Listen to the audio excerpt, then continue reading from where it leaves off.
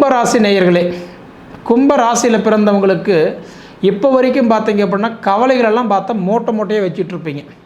ஏதோ ஒரு சுச்சுவேஷனில் பார்த்தீங்க அப்படின்னா ஒரு பிரச்சனையிலிருந்து வெளியில் வந்துட்டோம் அப்படின்னு நம்ம நினச்சோம்னா அது கூடவே தொடர்ந்து ஒரு பிரச்சனை வந்துடும். வெளியில் பிரச்சனை நீங்கள் தேட வேண்டாம். பிரச்சனை எல்லாமே உள்ளுக்குள்ளாரே வச்சுருக்கிறீங்க, வீட்டுக்குள்ளாரே தான் இருக்குதுன்னு சொல்லுவேன். அதாவது கணவன் மனைவிக்குள்ளார போராட்டம், அண்ணன் தம்பி சகோதரன் சகோதரிக்குள்ளார போராட்டம், தாய் தந்தைக்குள்ளார ஒரு சங்கடம். கும்பராசிக்காரங்களுக்கு பொதுவாக பார்த்தா யார் பார்த்தாலும் நல்லா இருக்குதுன்னு சொல்கிறாங்களே தவிர எனக்கு நல்லா இல்லை சாமி. ஏன்னா மனசுக்குள்ளார அவ்வளோ கேள்விகள் இருக்குது. இது யார்கிட்ட கேட்குறதுன்னு தெரியாமல் தவிழ்ச்சிட்டு இருக்கக்கூடிய ராசி யாருதுன்னா கும்பராசி.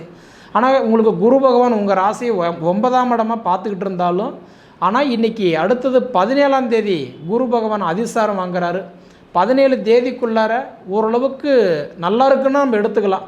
ஆனால் நல்லா இருக்கும்போதே உங்களுக்கு எவ்வளோ கவலைன்னா முடிஞ்சால் இன்னும் எவ்வளோ கவலை இருக்கும்.